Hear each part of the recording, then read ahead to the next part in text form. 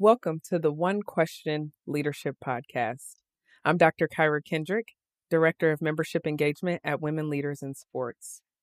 My leadership philosophy is rooted in purpose, connection, and intentionality.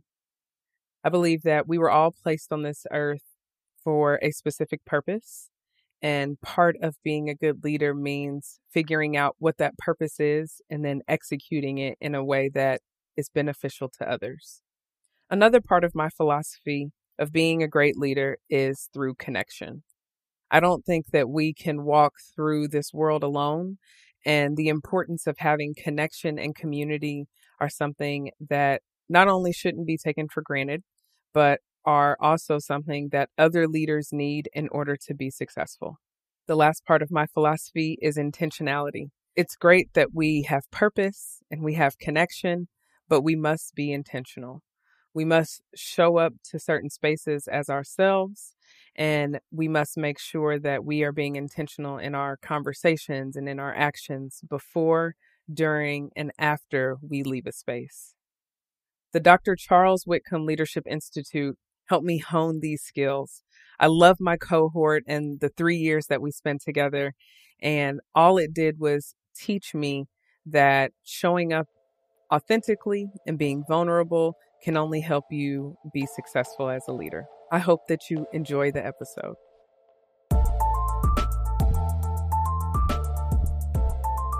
Greetings, this is Ty Brown, and welcome to the One Question Leadership Podcast, where we highlight executive leadership in college athletics. Our guest today is Tangela Cheatham. Tangela is the Deputy Director of Athletics for Administration and Senior Woman Administrator at Central Michigan. Greetings, Tangela. Thanks for joining us. Thank you for having me. So glad to have you on, Tangela, on the One Question Leadership Podcast. I'm excited to be here. Now, the first time I met you, Tangela, told you about the podcast. Yes. And you gave me this look like the podcast was trash. I don't know what the look was, actually, but it was like, I don't know you, and why are you telling me about this thing? But then you circle back around. I don't know, was it at the end of the conference, or maybe it was the next year, and you say, you know what, you're right. I value what I've learned from your podcast. Yes. Do you remember that, or am I remembering it wrong? I think there may be some disconnect in how you're remembering. But when was this? I don't know. It was back when you were an intern with NACTA. And that was about 10 years ago, It was right? 10 years ago? Right. So it wasn't So today. my memory is not serving me right. No, that wasn't today is the point. And I did enjoy the podcast once I listened to it. Okay. Yes. That wasn't today is what you said? That was a few years. So you're saying, why am I bringing up old stuff? Is that what are you saying? That's not what I'm saying. I'm saying, there's been a lot of growth, right? Okay. Since the podcast, and I'm not a bandwagon, right? So that was, you were, I think, getting a little bit started. You were starting your podcast at that time? It had existed for a little bit. I was new to the podcast. Okay, I was new to the podcast. We were being introduced. Okay. So it was okay for you to be skeptical back then? Yeah, I think so. Okay. But then when I listened to it, then it was okay. I enjoyed it, and I gave you your props then. You did, and I appreciate that. Immediately, I was, shady, and then we got to it. I tell you what, I appreciate it. I didn't, how do I say this? I wasn't unappreciative that you were skeptical at first. I'm okay with that. Thank you. What I appreciated was that you actually listened for somebody coming and telling you about something. You actually listened to see if it was valuable, and then came back and gave me the feedback that was, you know what, you were right. I will circle back. Yeah. I will circle back. That was excellent. Deputy Athletics Director for Administration. Yes. What does that mean? So I have an opportunity to serve as student athletes, coaches, and staff at Central Michigan University. Oversee all internal areas and work with the staff who lead different areas from compliance to academic services, business, events, operations, sport administration, sport medicine. So everything internal to the department. And my role is primarily working to lead, manage people, and try to help them lead and manage the people that they have an opportunity to serve as well. What part of that comes the easiest to you? Caring about people. Really? Yes. And that's something you've always done, I imagine? Absolutely. That's the most important piece to me, more than being a subject matter expert in any one area, because my background in life and working in college athletics is student athlete development. So I started because I cared about student athlete experience? How are you taking advantage of this opportunity to be a student athlete? Because you're going to get, you're going to give this institution everything, right? Your knees are going to be however they're going to be, your back is going to be. So how are you going to take advantage of this opportunity? So it's always been caring about people. And so that extended into caring about, the coaches and their experience, caring about the administrators and their experience, whether that's the person at the front desk or the athletics director. So caring about people has always been primary for me. Was there a significant event in your life, whether it be a celebration or a challenge, that revealed to you that caring about people was important? I don't know if it's one thing. I know something specific, like in the context of sport, that I can share. So I always wanted to work in sports, I will say. So growing up, I'm from Detroit, loved the Pistons, the second iteration of the Chauncey Billups, Rip Hamilton Pistons. And I found out, if you work for the team, when they win a championship, you also win a championship. And so that was initially one of the reasons I wanted to work in sport. And also you hear the stories about former athletes who have challenges managing finances. So I had a passion for wanting to help them do that. So back to the caring about people. So that was a part of it. When I got to college, did undergrad at Michigan, I had friends who were student athletes. And I wanted to help them learn how to advocate for themselves through their experience. So, I won't name names, but I had friends who had interest in particular academic programs. And so it's like, you didn't get into that program. This program was built for you. Go talk to your professor. You don't know what to say. This is what you can say. So I had a passion for helping them. You take advantage of this opportunity because this institution is going to, work to get what they need. And it should be a mutually beneficial situation. And so, again, just caring about people. I'm going to come cheer for you on Saturdays or, Tuesday, whatever day of the night or day of the week you're competing. So I want to help you figure out how to take advantage of the opportunity. And why do I care? I can't pinpoint that. I just do. Yeah, it's just something you care about. So you, correct me if I'm wrong here, graduate assistant, internship. Like, tell me about the different steps before you actually got a full-time job. Yeah, so I started in football recruiting in undergrad. I also worked in academic center as an undergraduate student. So again, these were my peers and people and I was an upperclassman by that point. So I already had, again, friendships with some of the student athletes, why it was great that I always kept professional friendships with the student athletes. So I worked like a floor supervisor. So, hey, get off my space. That was that point of life. And then I went on to be a GA at Oklahoma in academics and student athlete development. Came and had an opportunity to intern at NACTA, which was a great opportunity to learn, grow, and develop with a number of people with the affiliates under NACTA. Then I had an opportunity to work at Iowa. Then opportunity to work at West Virginia, then Army, and then now I'm at Central Michigan. Okay, so the graduate assistantship and the internship were the two stops after post-undergrad. Yes. Right. Tell me about the things that you learned there that you bring with you here. There. The graduate assistantship, that was at Oklahoma. Yes. I had a lot of autonomy, and that is what I credit with my ability to navigate each position I've had, is that I've had to go in and work to figure things out with support of the administrators that I've worked with. They have challenged me to think analytically, think critically, and work collaboratively, but then just hand me a blueprint and say, this is exactly how you need to do this, go and do it. I've had to think. And I think that's what's been the skill that's allowed me to navigate these spaces, because the things that I have responsibility for, I've not done 90% of them on the ground. But people is the number one thing, as we kind of talked about. And I've navigated people my entire career at this point. And so having autonomy, having to think critically, finding gaps and finding solutions and bringing those. So not bringing just problems, saying, hey, I think we need this, and I think this is how we can do it. And having leaders who trusted in me and saying, hey, yeah, go do it. Then is, I think, what I've taken from like intern to GA. People like Julie Work, people like Jason Galaska, Pat Manick, Bob, who is emeritus now. Having the autonomy is what I think I got from intern GA that I have today. Yeah. How long from the internship at NACTA before you became a deputy athletics director? That's a great question. I don't know if I count the years. No, but there are years. There are. So I was Like intern. 7, Yeah, I was an right? intern 15, 16. Uh-huh. And then I went to Central Michigan 21. Okay, yeah.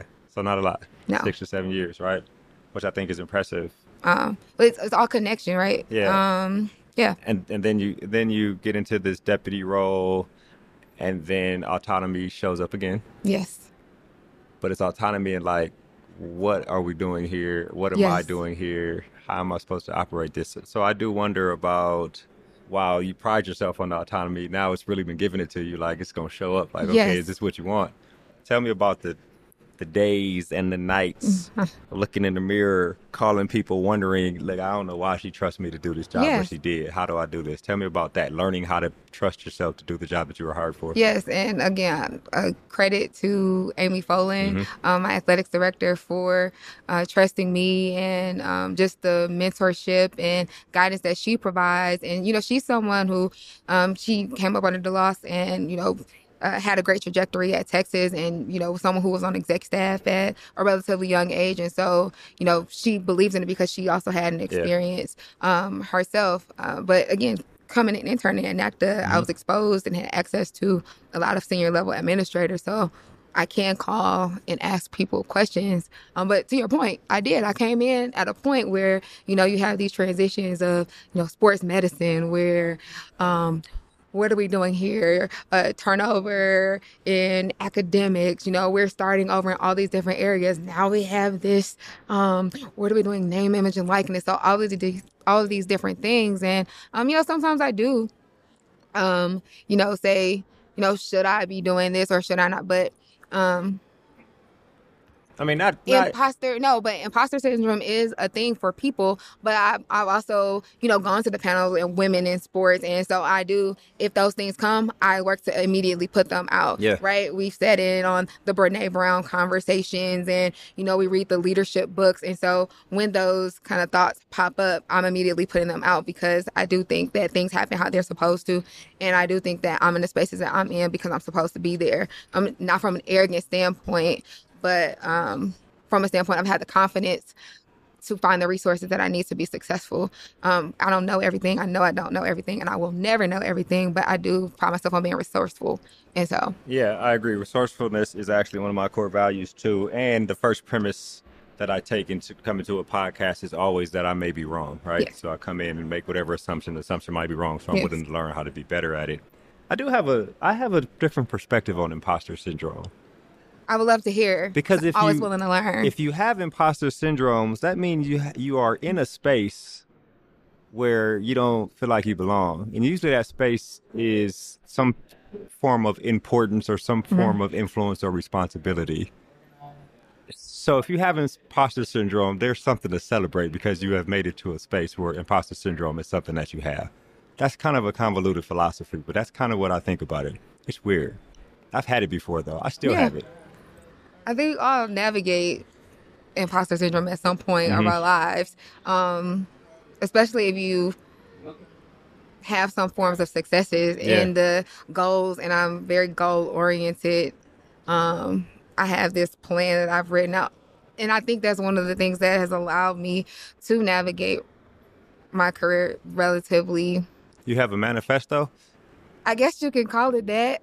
We were supposed to write this like 5-year plan in grad school. I made it a 20-year one. And I think it has allowed me to, again, navigate. So when I have conversations with leadership and they're like, well, I think you should do this. If it seems like it's not going to align with my longer term goal, then it's not. 20-year plan. And I adjust it. And I make an adjustment at the end of every year. Yeah? Yeah. Because 5 or 6 years in, it seems like there's some of the bullet points you went past and skipped off. So now you got to scratch out right? And then also you get to a point where do I need to be tied to what I first created? And so that's why I have to update it. Yeah. Is it still a 20-year plan or is it a 15-year? Like, what is well, what the year timeline plan? moved a little faster than I thought it Right. So would. what's the year plan now? Well, still 20, but a part of that was consulting, so I can still do that. Yeah. So you got Yeah. to get there. That's one of the places to get. Yes. Oh, okay. Well, Yes. that's excellent. So Amy, she was trusted as a young administrator to do not young responsibilities, right? For the lack of a better term. Yes. Then she trusted you to do not young administrative responsibilities. It's more about the person than the age, right? How much did you lean on her? How much did you ask her about? How much did you ask? How much time did you spend with her? Every day. I Yeah. mean, like, and we have a great working relationship. I mean, she trusts. I mean, like, she's on the women's basketball committee, so from the week before selection Sunday to the day after the Final Four, she's basically on the road, right? So she has to have trust in, what I'm doing. We have a deputy for external as well. Like, she has to have trust in, like, her leadership in order to be able to go out and do that and basically put the department in our hands. So I am communicating with Amy regularly, bouncing things off of her. She comes and talks and is, asking me what I think about this or what I would do about that. And, she knows that, people is one of my greatest interests. And I will navigate some things different. And I'm not afraid to, if I think differently about something, I'm going to share that, and not in a combative way, but just provide a different view or a different angle of something that I think would be helpful for her as someone who is representing the department, and working to share her vision, and execute her vision for the department. And I think I have a great relationship with her in that way. So I'm talking with her every day, regularly, as we navigate things through the department, from name, image, and likeness to student athlete experience, because she has a 3-pillar kind of way of leading the department: student athlete experience, fan experience, performance leaders, how we navigate that. Yes. Can you identify what she saw in you? And then working with her, can you see what the law saw in her when she was? She's a go-getter. Okay. Yes, I can tell you immediately, and the standard is high. We're striving, we want excellence. And again, we want to be leaders in the MAC, for example. And so what does that mean? We keep performance indicators, we're working to get it. And I know your first question was, what did she see in me? Someone who's eager, hungry, willing to learn. Again, I will say every day of the week, I don't know everything, but I am resourceful, and I believe she sees that. And she sees I care about people. And also, she checked her resources, right? Yeah. So, you talk about someone like a Julie Work. I think Julie Work has been great. And I don't think people talk about Julie enough. Within NACDA, I think everyone knows Julie, and I want to always shout her out. But she was one of the managers. I actually had an opportunity to work with each of the association managers when I was an intern. And, she has been someone that has been a piece in every position I've had. She's been a reference, or even if she wasn't, she has been. But people are calling her to see, should we get Tangela? And she had a good relationship, because Amy was actually a big part of the starting of NAC, because she was in compliance, and NAC wasn't the organization that it is today. But Amy was a part of kind of getting that started. And so she checked her sources, and I think it was credible. Also, Rachel Blunt was a part of that as well, because I had a relationship. I was had an opportunity to interview with Rachel before I took my first position, and so the communication, staying connected to people, she knew I would follow through, and she knew I would be good with people. So I'm gonna try to rehash those. Sorry, I put those all together. Right. Last thing you said was the references, the network, which is important, right? The credibility that showed up before you got there. Then you said you get things done. You cared about people. What else? What else? Come on. There's a result. Yeah. Yeah. So what I'm getting to is, we can have all these things in someone, but they still may not be deputy athletic director material, right? So what else is there about you that you believe she saw? Because you can meet a young person that has these things, and you're going to be an excellent administrator or whatever you do, because you have all these attributes: credibility, work hard, resourceful, and all these things. But they may not be athletic director material. They may not be deputy athletic director material. So there's something about you that made you deputy athletic director material. And I wonder if you had to tell your story to an audience, what about your story would you be identified? Or if Amy had to tell your story to an audience, what about that would she identify? Or would she say those things and those were the things that was enough for her to make you deputy AD? That's a great question. What would you say? About you? Yes. What I liked is that you followed up about this podcast. I Oh, thought see? that was excellent. This was not the same. It wasn't the same NACTA, right? Yeah. This was like a year later. I Or maybe it appreciate was at that. NCAA or whatever Yes. it was, but it was over time Yes. that you came back and said, I listened and I agree. It's a good Yes. podcast and I appreciate it. And I'm a listener now, right? And I think there's an aspect of one of the things you did say was that I may be wrong. I may not know everything. I'm coachable. So let me come in and learn, right? If you see in me, Amy, what you saw, what somebody saw in you, and you're going to put that expectation on me, I'm going to try to live up to that expectation. So there had to be those intangible things that she saw to you for you to be able to execute at that. I have another question I want to ask about, and this is kind of a terminology thing that I've been asking people lately.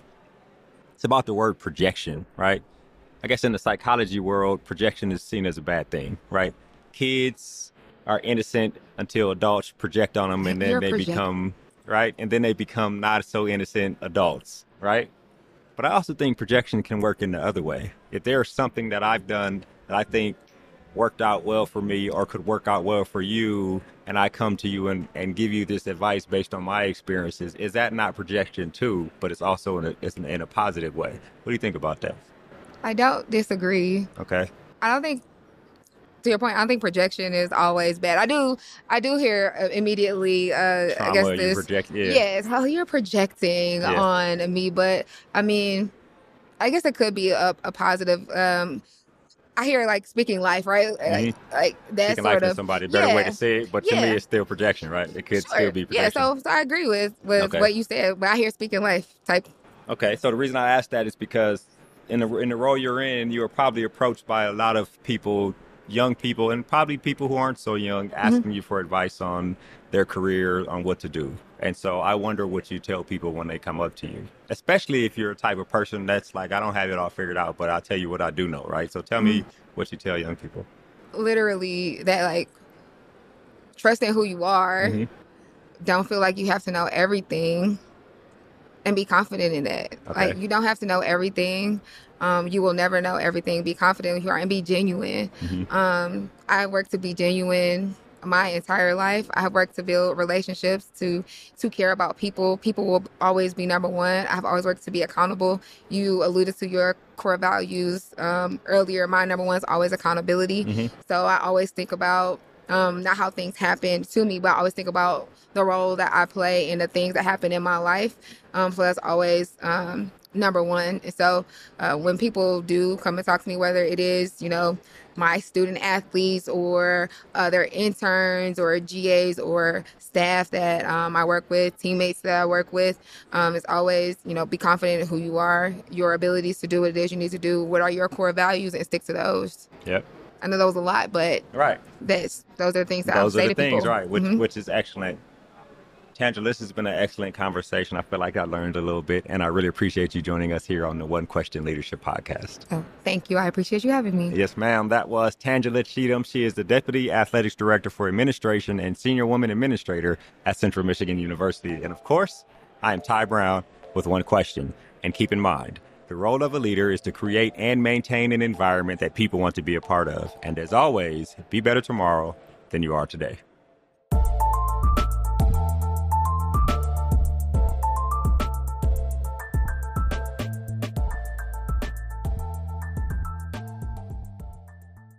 This episode of the One Question Leadership Podcast is produced by Spades Media Group, solving problems using creative leadership.